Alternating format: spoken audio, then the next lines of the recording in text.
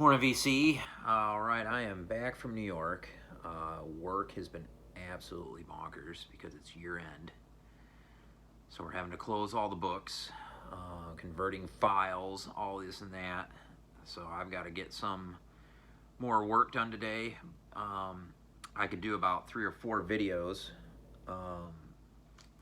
based on what's come in and the dig up in New York, but I'm just going to throw everything into one video. So this is going to be really long. So buckle up. I think there's about at least 50 records here and the like. So we'll try to get into it and get through these. First, before going to New York, dipped into Lunchbox to pick up one record, pre-order. That's been shown around the VC lately. I'm sure Richie picked this up. Logan, a few others. SSD Control, the kids will have their say. First time really being reissued, in over 40 years? Remastered from the original analog tapes, which I'm surprised they still had, but it was originally on Exclaim. Really hard label to find anything on. I don't have any originals on that label. I've never seen any in a shop. I know Richie's got a few. Probably easier to come across them out in LA. Pretty much any record's easier to come across out in LA. But yeah, really great early straight edge punk. And a record that can get up to 4 figures for originals. So this is really cool that this got reissued. They did a ton of different color variants. This is just the regular black. I don't really care about getting colored vinyl. A lot of it comes that way now, so you're just kind of stuck with it. But yeah, black vinyl. Really cool how they did this. Like the insert is like, it's really cool. It's got a great insert here with a nice photo of the band. So if you like your early straight edge punk, I suggest checking this out. And maybe we'll see some more stuff from Exclaim get reissued. That'd be really cool. So I picked that up. Of course, when you go into Lunchbox, for me, I can't just run in and run out. Sometimes I do, but I decided to look around, and of course, I picked up a ton more records. It pretty much always happens there. I had gone through the spoken word section for the first time a week or so ago. Maybe it's been a couple weeks, but anyway, and I pulled a Daniel Higgs record out of there that was really good. And I had seen this record in there, but I wanted to sample it first because it listed a bunch of vocalists on it. And it being spoken word, obviously that's what it's going to be, but it's a Dickie Landry record, and there's a ton of instruments listed, so I was like, okay, well, what's this going to be about? And it's having been built on sand with another bassist, in fact. Unseen Worlds reissued this. What originally came out in 1978. I like what it says on the hype sticker. It says, "Let's be honest about all this. The work happened because people were then much more open-minded and generous than we are used to." Lawrence Weiner, who pretty much put this together. But there's really, I really like the female vocal spoken word parts over the saxophone playing from Landry, which is sublime on this. This is a phenomenal listen. Unseen Worlds, reissued 2022, so it's been out well over a year, and I'm just getting around to picking it up, but that's a really cool record. And then I looked around the used sections like I always do. I hit the jazz section. This one had been in there for months. I finally decided to pick it up because it was under $10. Muhal Richard Abrams live at Montreux 1978, and I've always said on this channel anything live at Montreux is going to be great because the musicians, that's their jazz musicians is one of their biggest things that they do is play a Montreux. It's pretty prestigious to play there in Switzerland. And this would be probably the first live at Montreux that I've gotten of anything that is not truly up to par. Let's just say that. I spun this the other night. Side 1 is not very good, at least to my ear. The playing flows, but it's weird to say this, but it's still a jagged sound. It's not really free jazz, but it's also not modal. It's almost like he's pissed off about something or angry. The D song on side 1, and then the string song to end, he just pulls out some gongs and bangs on them a bit. I don't know, to show that you can play the gong. I don't know. It's not really good at all. But then the B side, the voice song, is phenomenal. I mean, it's almost night and day. I mean, the B side does start off a little bit similar in style, and it's just Muhal on the piano. It starts off a little like the first song did, but then the way the song builds, the textures that he's able to overlap, it sounds like 3 players at once at times. And then the ending, it has a chill ending. Yeah, there's some really, really cool parts on the B side. Phenomenal playing on that, and the crowd goes crazy at the end. Yeah, so this is on the Novus label, which is part of Arista Records. It's called Spiral. Not one I would recommend picking up, but if you do, just know that the B side's worth it. There's your Novus label. I didn't have anything on this label. Nice sleeve. I don't know, for what was it, $6 or $8. It's going to stay in the collection because of how good the B side is. Phenomenal playing on that. The first side is complete throwaway.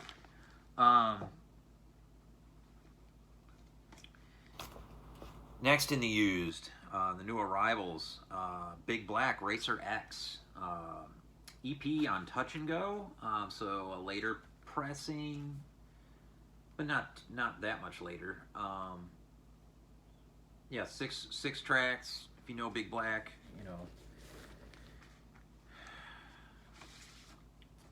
some good shit out of Chicago. So here's your label. Steve Albini's band. Not the greatest guitar player in the world, but a cool find. Not something I ever see. So this goes into the punk collection. And then a band that I made my top 5 this year as far as new release, a band from New York City, The Men. This is one of their early records, Leave Home, that was reissued, oh God, I don't know when. This was the white vinyl version with an alternate cover that Sacred Bones Records reissued. So I thought I'd grab this since it was in the used cheap. This sounds like shit. As far as recording quality, and I was like, oh no, is it the pressing? Like what's going on? So I listened to it also on YouTube, and it sounds the same. So I think this was their deal, was to record it as muddy and just shitty as possible on purpose. I don't know. I dig the songs. The guitars are rip. Really, really love this band, and I dig the music. It just sounds like shit. I don't know if a CD would sound any better. I don't know. It's jam. I mean, it starts. It takes a while for the first song to get going. They're kind of noodling around, but when they get going, the guitars are killer. But I don't know. I thought something was wrong with my player at first. And I don't know, and it's probably not colored vinyl. I don't think that has anything to do with it. God, sounds like a fucking turd. It's a shame. Go back and re-record this album or something. I don't know. Next is one of the best live albums of all time, and I grabbed this because this was also really fucking cheap in the used. The cover's kind of battered a bit, but to be expected with an AC/DC record if you want blood.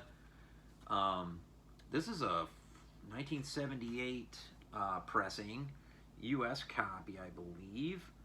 I think it's like a club pressing, so a real early one. Yeah, you know what you're gonna get with this. And the iconic back cover. So that's on that Atlantic label. Record in nice shape. Loud is how you play this. Yeah, again, best live records of all time that I did not have. So I grabbed a cheap copy. There you go. This was also in the used new arrivals, and honestly one of my favorite finds of the year because I'm such a huge fan of this song and this artist, DJ Shadow, Midnight in a Perfect World, the original 12-inch on Mowax, FFRR label, with all the different versions and a couple versions of the number song, and yeah, phenomenal cut. Yeah, the Cut Chemist mix with the number songs on this. Let me show you the label. And this was a DJ copy, and it's in nice shape for a DJ copy. And this was cheap. This was really cheap. He could have charged a lot more for this, to be honest. Again, I think this was, I don't think it was even $10. It was under $10. So I mean, I had to pick that up. I did not have that in the DJ Shadow collection. This was playing in the store, and I have this on vinyl, but I wanted it for the car, so I grabbed the CD of Autolux, Future Perfect. Carla Azar on drums is fucking amazing in this band. Great guitars, great vocals. Just a great band that I've seen up at Cat's Cradle, and actually caught a guitar or a drumstick from Carla Azar standing in the front rows at the end of the show. Yeah, produced by T-Bone Burnett. This is a phenomenal LA band. Autolux. Oh God, this is old. Can't even remember what year this was from. Way back. And then I also grabbed this CD because it was sitting there in the used Fugazi Furniture. I have the 7-inch version of this, but this is like a cool CD version. Let me show you the CD. It's really cool looking. This clear part with "Don't Play" on the outer edge from Discord. So that's something I've never come across before. So I grabbed that, really cheap, maybe $4 or something. So that was the dig at Lunchbox. Some fun stuff there. Then I had a package come in from Permanent Records in LA. I had not ordered anything from them in probably 5 months or so. They just haven't had anything very good. But I grabbed these 2 records because they were cheap. Iggy Pop, Zombie Birdhouse. This is a promo mono copy. It's on Animal Records from, what, 82? And I had gotten the 7-inch from a few years back from this, of the Villager, or the Villagers song that came out on RSD. And I really dug it. And so I've been looking for this record, and this is the first time I'd seen one pop up, so I grabbed it. I love this record. Definitely sounds like the 80s, because you have some keyboards in here with that 80s type sound, but dig the repetitive guitar on this, in the sound of it. It's yeah, this is a cool fucking record, man. I really dig it. Rob Dupre on guitar really jams. Some really good vocals from Iggy Pop on this. Yeah, Zombie Birdhouse, maybe an underrated record, really. I don't have a whole lot from the 80s at all when it comes to rock or in general anything. It was pretty much a shit can decade for music for me. But that's a good one. And I also got the Gods Gesundheit, or Gesundheit, from 1973 on ESP disc, an original copy of this. And I spun this last night. I've been meaning to get around to this one. So yeah, ESP disc, they didn't just put out free jazz. They put out a lot of that protest folk, protesting against the war type stuff, the Gods and the Fugs and bands like that. Side one on this record is pretty fucking terrible. The first 3 songs are not good at all. The last song on side one, Women of the World, is really good. I like the vocal style is more psychedelic on that song, which I dig. The B-side is great all the way through. They do 2 covers. They do a Hank Williams cover, Weary Blues, which is really good, and they do a cover of the Rolling Stones' Jumping Jack Flash, which is great. And then they have 2 of their own songs at the end, and the last song, Wisdom of a Fool, is a war protest song, and it's really good. This is the weirdest fucking cover art of all time. There's a goddamn stink bug on top of this car with another bug on there on top of a end of a trumpet with, I don't know what the fuck this is. This is serious hallucinations being had while painting that shit. And we'll show you the label on this. But this was cheap compared to what I've seen it online. I've never wanted to pay like $80 for this record, which people ask for on eBay, which is dumb. So this was significantly less. There's the labels. So maybe either, I don't know, 3rd or 4th record from them. Their earlier records are way better than this. But I really dig that cover of Jumpin' Jack Flash. It's one of my favorite Stone songs. And what a great riff that song has. My God. So yeah, that's the 2 records that came from Permanent. And then we'll get to the, what do we got here? Yeah, the meetup.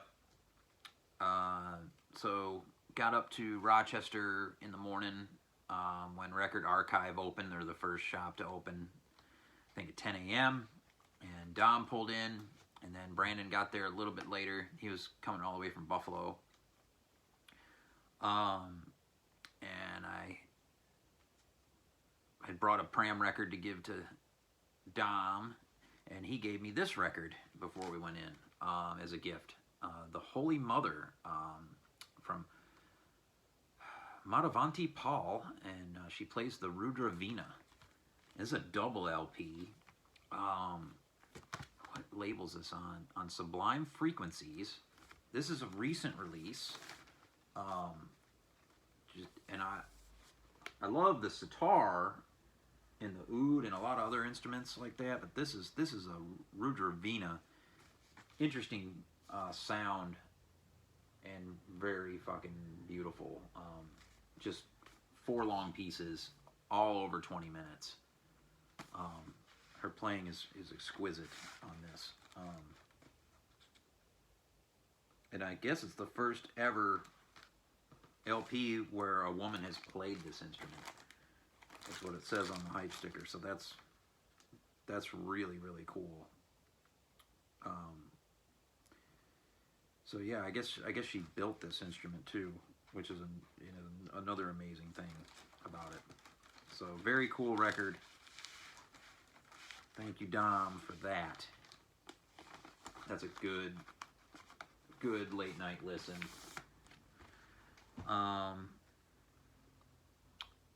And then got into Record Archive, and I'll put some footage in here of the wall from there, which had some good stuff. I didn't get anything off the wall at any of the shops, I don't think. Well, I did get one, but later on in the day, I know Dom grabbed one nice Strata East record off the wall there. But I first had scoured their Discogs before flying up, and I grabbed 3 items from their Discogs. The first being this Anthony Ortega Trio Scattered Clouds CD that was cheap on Hatology, so kind of a division of Hat Hut out of Switzerland, I believe. Anthony Ortega, great sax player from Los Angeles, not many people know about. Plays alto and tenor here. Mike Wolford, piano. Joe LaBarbera on drums, who's a badass drummer. So, there's a series of these with these covers. And this is the first I've been able to find. So I'm happy to get that on CD for the car. And then this one, they had a high price on this, but it did say or best offer, so I offered $20 less. And I was playing with some Christmas money, so this is what I ended up getting for Christmas, was this the Sun Ra Orchestra under the direction of Marshall Allen, A Song for the Sun CD, autographed by 3 members of the band, including Marshall Allen, Noel Scott, and Lukman Ali, on El-Ra Records. So it's just beautiful music from the orchestra, directed by Marshall Allen. I got to see this incarnation of the group in Spain at Primavera Sound. It was a lot of horns going off that day. This is a little more spiritual here, but yeah, there's your CD. So that was a really cool find. I didn't have this album in any shape or form, so. And then this was like $15 on their Discogs. Marion Brown and Gunter Hampel, Reads and Vibes on the Improvising Artists label, a label I collect. So this was a nice one to find. First time seeing it in a shop. 1978. Yeah, Gunter Hampel plays vibes, flute, and percussion, and Marion Brown on alto, wood, flute, and percussion as well. So this is a beautiful duo record. Anything Marion Brown I'm going to pick up when I see it. So I'll show you the label. Great shape, nice sleeve. So yeah, I mean, that was right off the top, just walking into the joint. That I had the guy grab from out of the back off their Discogs. Digging around the shop, it looked pretty picked over. The jazz section, I didn't spend hardly any time in it. I was honestly looking for a taste record. Couldn't find it on the back wall, the rock wall. Turns out no one had that record. I looked everywhere. But anyway, I think I only got, I got a couple more records in the used in Record Archive. And this was in the reggae section. Horace Andy, Hall and Jack Up. This is what? I can't remember what year this is from, or what pressing this is. I think it's a UK original press. This would be some dance hall stuff from Horace Andy, so a little later on. I haven't had a chance to spin this yet, but I'm assuming this is more in the dance hall variety of stuff. But I love Horace Andy's voice, one of my favorite vocalists on the planet. He's a great guitar player. So I'm not sure what he's all doing on this. We'll get into it. Voice mixed and edited at King Jammy's studio. Yeah. But I'd never seen this record before, so anything Horace Andy I'm going to pick up. And then Brandon was going through the world section, and he pulled out the Indian records, and he was going to get this one, and I said, oh, I would totally get that too. And he says, well, here you go, you can get it. And so I grabbed it, and it was funny, later on in the basement at Bop Shop, another copy turned up, and so he got that one. Ustad Ali Akbar Khan, Pre-Dawn to Sunrise Ragas. Anything from him, if I don't have it, I'm going to pick up. Just phenomenal. I think he's probably playing the Sarod. Yeah, so there's Sarod and Tabla here, which is just sublime music every single time. 2 very long sides, over 20 minutes apiece. Just meditative type music. This is on the Connoisseur Society label, so I think, which is the US version. This is a 1967 original, first press on that label. I don't think this was a whole lot. They had a ton of 7 inches. I knew we were only going to be there maybe an hour, because we were going to meet Joe at Bop Shop at 11 that morning. So I didn't spend a whole lot of time in the 7 inches. I found it interesting. They had a bunch of Anti-Scene 7 inches, a band from Charlotte, a band that used to practice on the other side of the wall from us. Went 5 times down at the self-storage spaces. You know, usually we try to out-guitar the other. And those are pretty rare 7 inches, and they had them cheap. It's not music I'm into, though. Here in Charlotte, they could get $20-25 a piece for those. But anyway, they had these, and they were just right in the front of a bin, and they didn't have anything really to do with anything else in that bin. It was like in a punk bin. These are I think the first 2 7 inches from Tortoise, and they kind of go together, even like visually, like with the artwork there. So yeah, it spells Tortoise across the 2 and with the artwork. So anyway, and I think Dom says he has just one of these, but you got first one here, and the second one, what's this one got? Lonesome Sound on it. The second one's got Mosquito on it. I'll show you these. Really cool 7 inches. Great band out of Chicago. This one's on clear, from 1993 on Thrill Jockey. Not the, I don't think these are the first pressings. I think they're the second press from the same year, if I recall. But these are really, it was really cool to find these, and they were cheap, 7 inches. So we grabbed those. So that's everything I found at Record Archive. Usually I find more, but it was picked through really pretty good. The wall had a lot of nice stuff, but stuff was definitely carrying some high tolls. So yeah, so we made our way over to Bop Shop, met up with Joe. Joe found a really cool Peter Brotzman poster. That was awesome to see.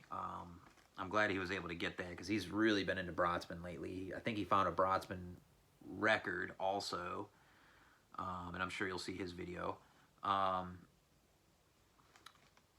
Yeah, really good dig. We were in the basement for a minute digging and finding stuff.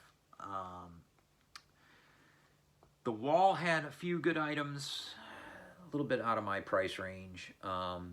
He did have a bunch of Sun Ra L Saturns. One I was debating on getting, Oblique Parallax. I may circle back to get with him later. It's not going anywhere.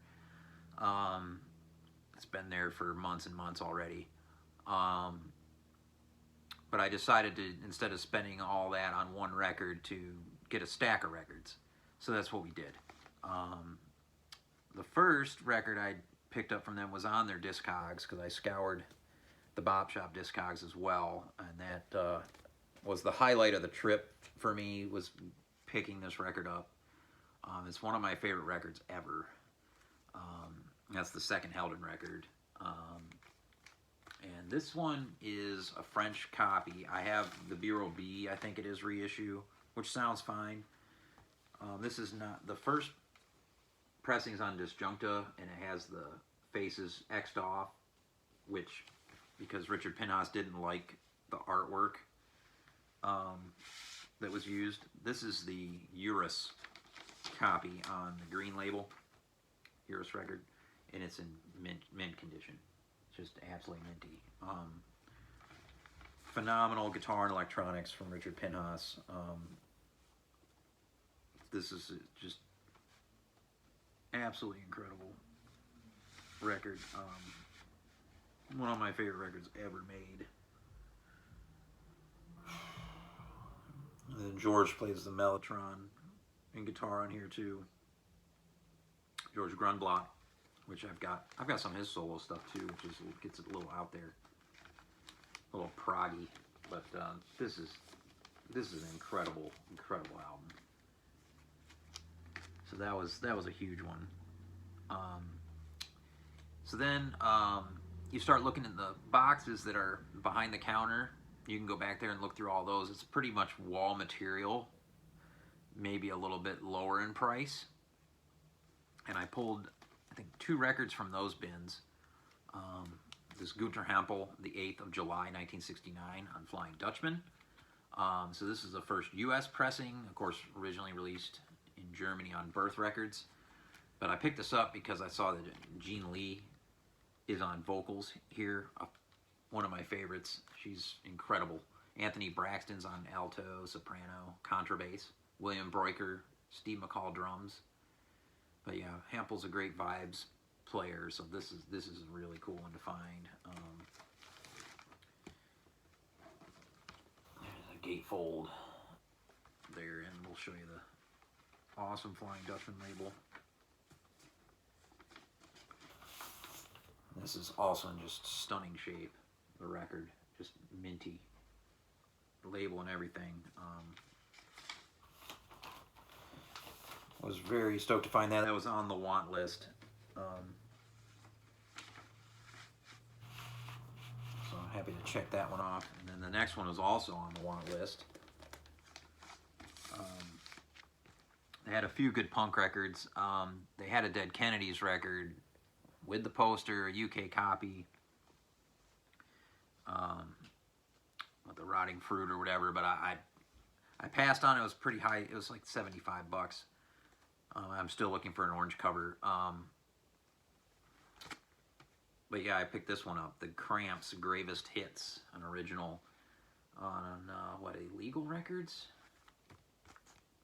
Love this photo on the back. Yeah, this is going to be just great rockabilly, rock and roll. The Cramps. One of Carlson's favorite bands, of course. I think he's really the reason I got into this band. Him and Vinyl Richie. I started checking them out. There's your label there. And this one was a good price, so that was a nice, really nice find. At Bop Shop. Not something I expected to find in there. Expect pretty much to find jazz. But that was a great one. So then, yeah, I dug through the jazz bins, which are really well priced, priced to move, and there's always really good stuff in there. And this one had been in the shop for a while actually, and I finally picked it up. I'd been there for a couple of years, or at least maybe not this particular copy, but this record. It's Art Ensemble of Chicago live at Mandel Hall, and this is an original promo copy on Delmark Records. This is a gatefold. And I'll show you the labels. Really nice shape on this too. White label Delmark. I don't have many white label Delmarks.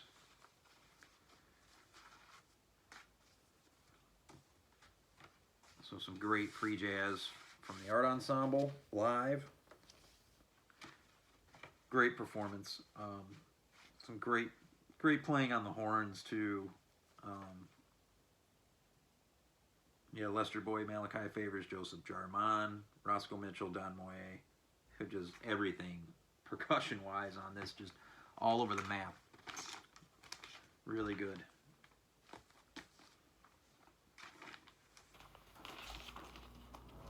So that one, really happy to finally pick that up. And then sticking with the Art Ensemble theme, this was the next one I found. It was in the Anthony Braxton section instead of the Roscoe Mitchell section, but it's Roscoe Mitchell duets with Anthony Braxton. This is on the Sackville label from Canada. This is, I think, original year, but the second press, Canadian. Really cool photo on the back. So yeah, some intense free jazz here from these two, and a really cool silver label. See that? Love these labels. There's a couple others on my want list from this Sackville imprint. Hard to find, especially since it's from Canada. I think maybe these would turn up more in Montreal or Toronto or something, but yeah, because it's a label out of Toronto. And this is still has the original catalog here with some other releases listed. I'd love to find any of this stuff. So I don't think I have any of these records. Yeah, the solo saxophone concerts from Roscoe Mitchell, I'd love to find that. Yeah, the Julius Hemphill, I'd love to find that. But this is really cool that it still had that insert. And then, let's see, still into that used jazz section upstairs at Bop. I found this Various Artists record, and again, I can't remember what it was filed, but it wasn't filed in Various. Jazz Boom to Berlin 82 on Amiga Jazz. And I saw a lot of the players listed, like the Lester Bowie Ensemble, Manfred Scoof, Alan Skidmore, Henry Texier, Daniel Humer. So I had to pick this up. And yeah, it's not everybody together, it's just different groups. So, and there's a Philip Catherine duo in here who is one of my favorite guitarists. It's him and Nicholas Fisman also on guitar. And it's they play a Charlie Mariano composition, just fantastic, just dual guitars.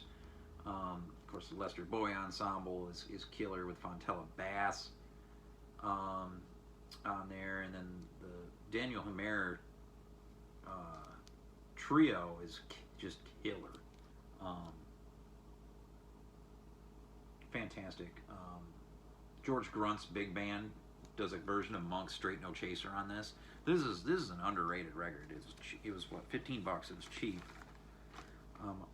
Amiga Jazz can be hit or miss. There's some weird shit on this label from Germany. But yeah, there's the label. This was a home run right here. Really cool record. And the first time I've ever seen it, so I didn't even know it existed. So we grabbed that. So we got into the basement.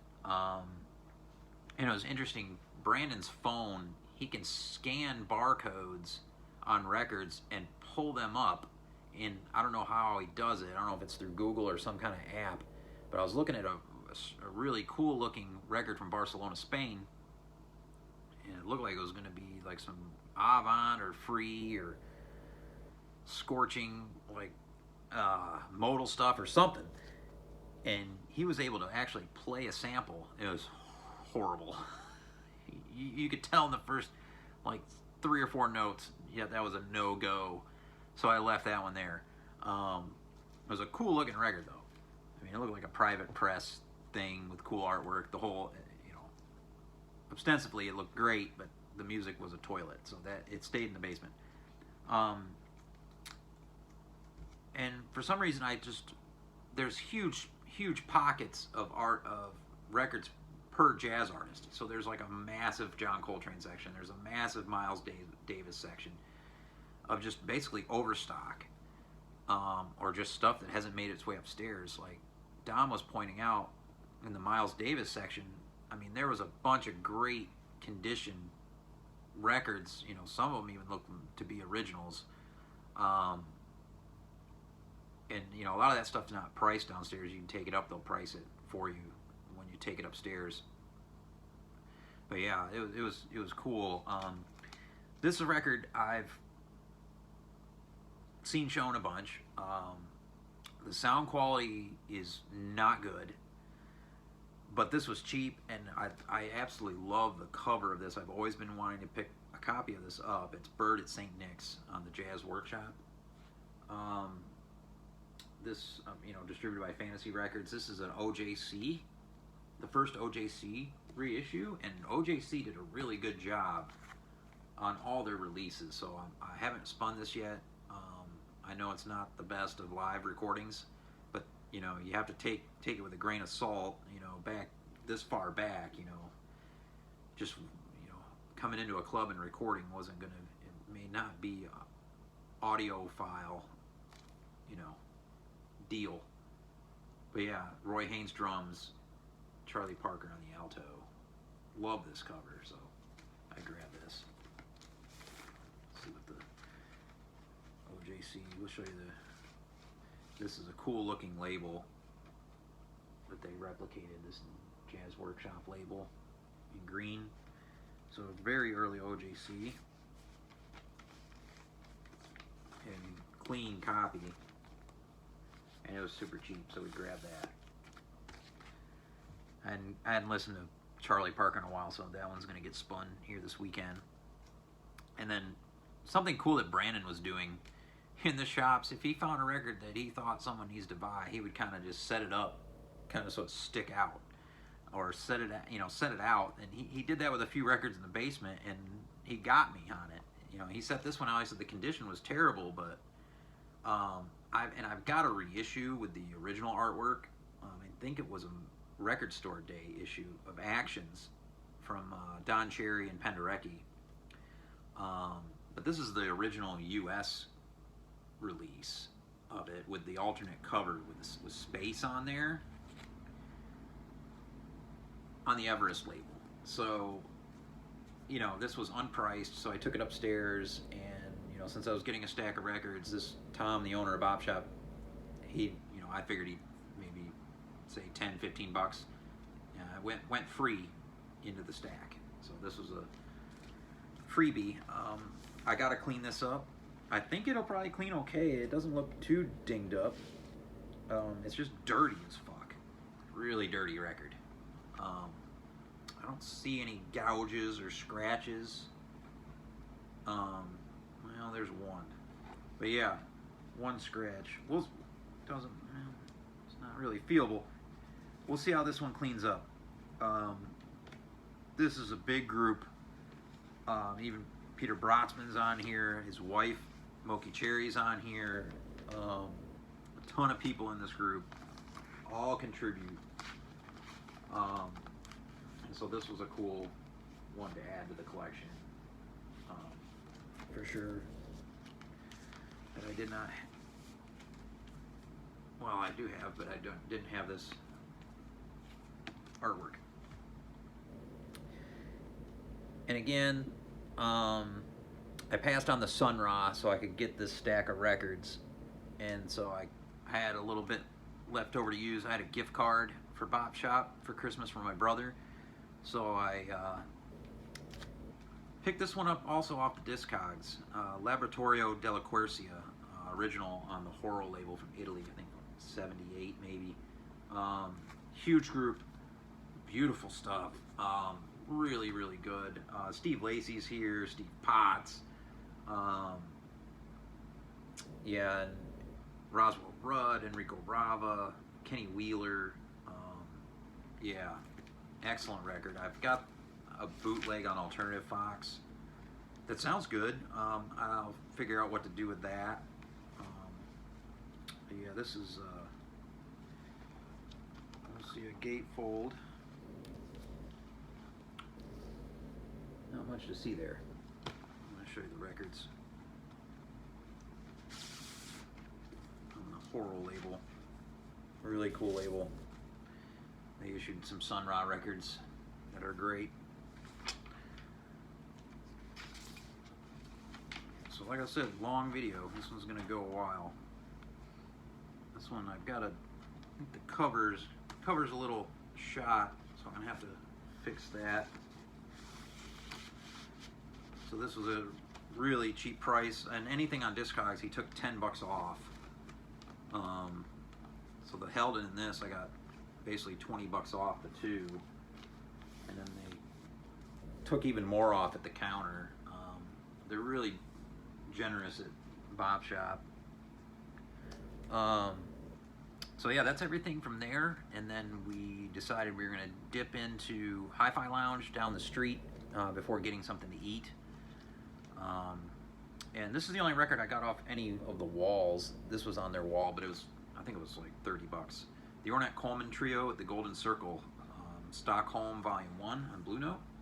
I do need Volume 2. This is just, I've passed on getting copies of this a million times because it's always, to me, overpriced.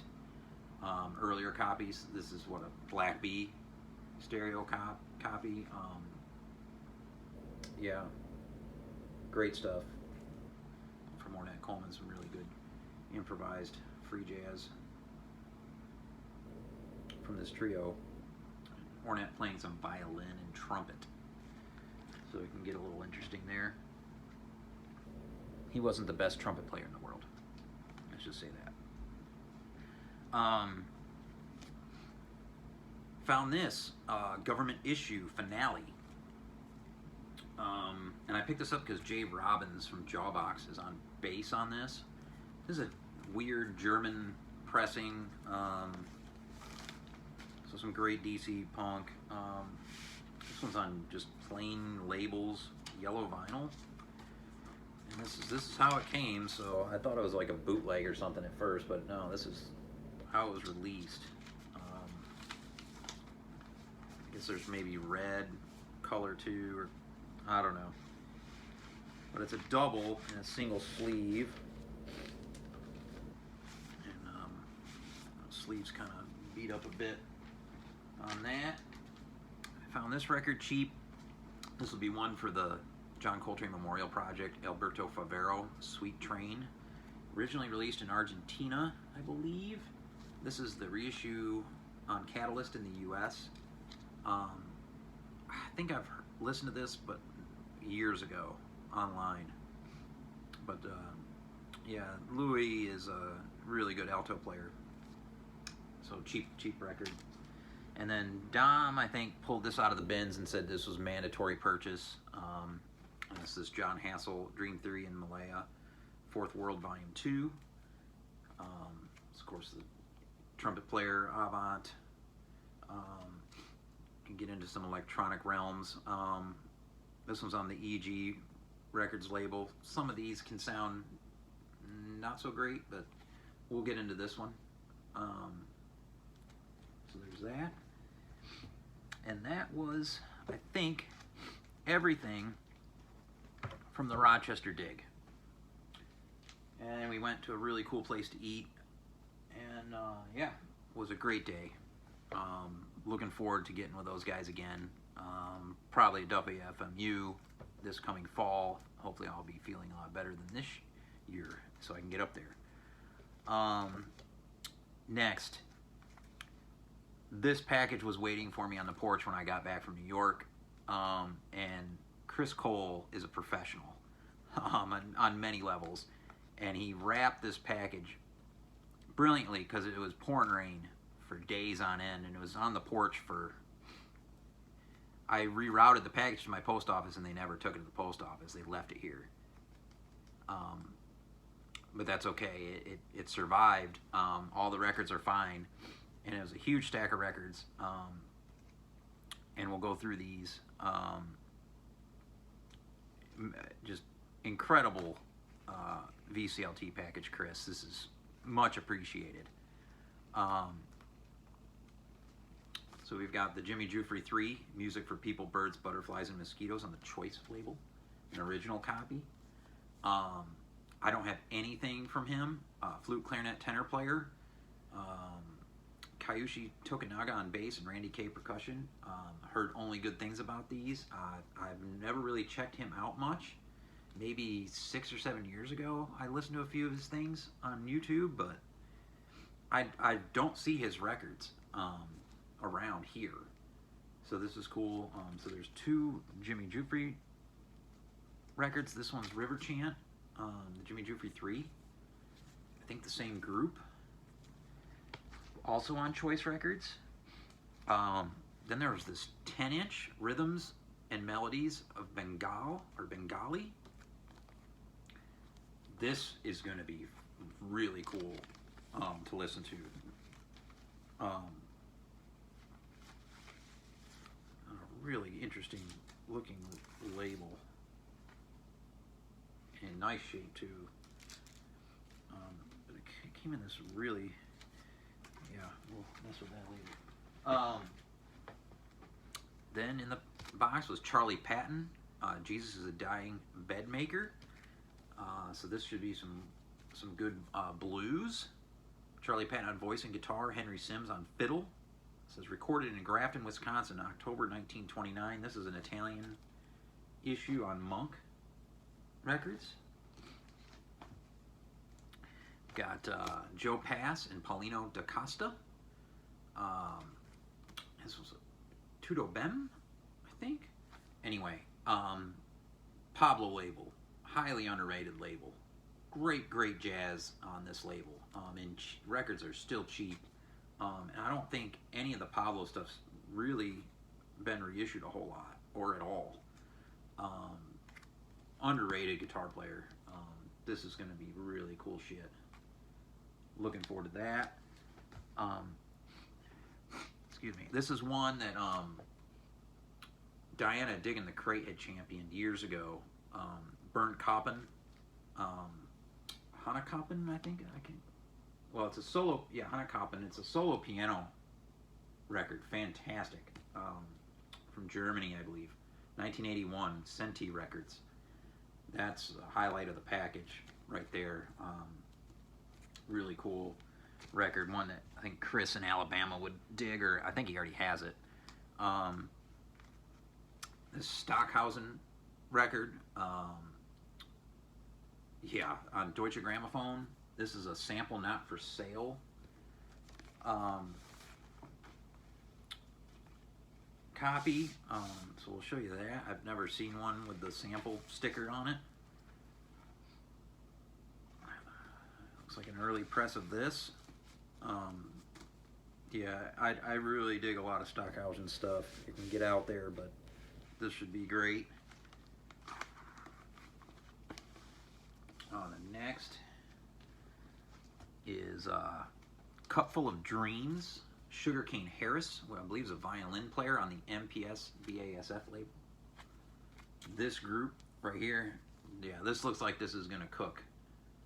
I don't know a lot of these players. Victor Conti Jr. on guitar. Yeah, this should be some fusion.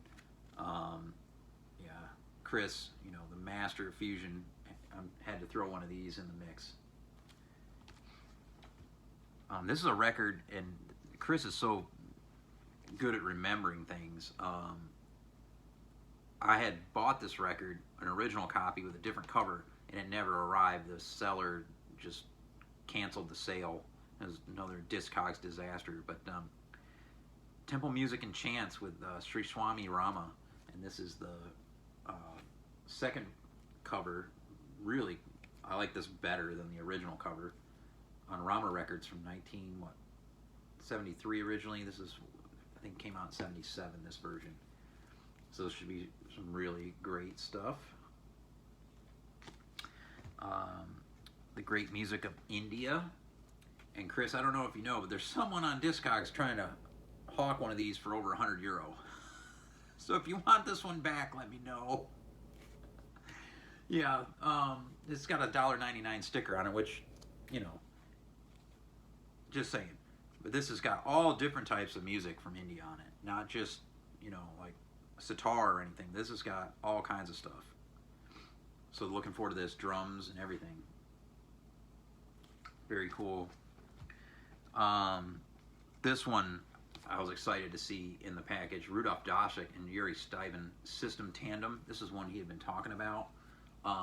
Really dig Doshik on the guitar. 1974 on Japo Records. Very cool record. Probably my favorite in the package. Niles Henning Orsted Pedersen, he knows I love this guy on the bass. And Philip Catherine, one of my favorite guitarists, with Billy Hart live at Montmartre on Steeplechase. This trio, part 2 or whatever. Yeah, this is gonna cook. Very, very stoked to receive this. If I ever came across this in the bin, I would have totally picked it up. So this is a great one. And then he threw some reggae in here because he knows I dig the reggae. Mutabaruka, check it. Lineup on this is out of this world. And this is on Alligator Records, who I've got a lot of blues records from. I didn't know they did reggae. But yeah, Leroy Horsemouth Wallace is on here. On the drums, Earl China Smith on guitar. Augustus Pablo on keys. Yeah, holy shit, this is going to be dope. Yeah, this package continues. There was like 17 records in this package. The Ventures in Space on Pickwick. I had one Ventures record, and I don't know what happened to it, but it's like surf rock. This one, 1978. I think this is a reissue. I think the original had a completely different artwork, but this is better artwork. You know, some dude in space with a guitar. A couple Edgar Varese records, or Varese, I'm not sure how it's said. This one is on Columbia Masterworks, and this should be some very interesting stuff. These 2 records are ones Bill has actually been looking for in the Vinylverse. Here's the other one, A Sound Spectacular, music of Edgar Varese, or Varese. And these are original copies. Yeah, this one has the symphony orchestra with them. Yeah, should be good stuff. And then last but not least, the Harold Smith Majestic Choir, the 23rd Psalm. Great looking cover. And I didn't have hardly any gospel in the collection. I only have like one gospel record. So and this is on Checker Records, which was part of Chess, I believe, in Chicago. So a Chicago-centric gospel record. Some of the best gospel comes from Chicago, so that was a cool one. As Record Wonderland's in the Chicagoland area, where Chris is at. So again, thanks, man. That's an incredible package. A lot of listening to do that I'm excited about. A couple of those I'll be getting into this weekend. I got a long weekend once after I get the work done today. And then I did pick up one thing at Repo. I had stopped in there to look for a few records. They were gone. They got wiped out while I was in New York. They had some good used rock stuff that's gone. But I did finally pick this up. They'd had this in there for probably 10 years. I think that's how old this is. But this 7-inch box, Cause and Effect, Volume 1. It's got Lou Barlow, Thurston Moore, and David Yao. I think he was in Flipper and Jesus and Mary Chain, or can't remember I could be wrong about that. But anyway, and a couple other bands. And it's a hodgepodge of stuff. It's not really cohesive in any way. The Thurston Moore cut is freaking awesome. It's real heavy riffing at the beginning, and then it gets experimental. The drums remind me of Battle Beast, my friend Charles, on how he attacks the kit. Some real attacking of the drums on that Thurston Moore song. The Lou Barlow song is recorded just in an apartment that he rented in Melbourne, in Australia. And it's a beautiful song. He's got a great voice. He's a weird dude, though. I've met Lou Barlow before, shook his hand in Lunchbox Records. He did a solo acoustic gig before playing that later that night with Dinosaur Jr. They've played multiple times here at neighborhood theater, but he plays bass in that band. But he looked like hell. He looked homeless. Um, well, he didn't look good. Let's just say that. But he plays this song "Crack and Emerge," and it kind of fits the stuff he played that night at Lunchbox. But yeah, this is a really cool little 7-inch box. That's everything. Went a long time. Hope you're well. Peace.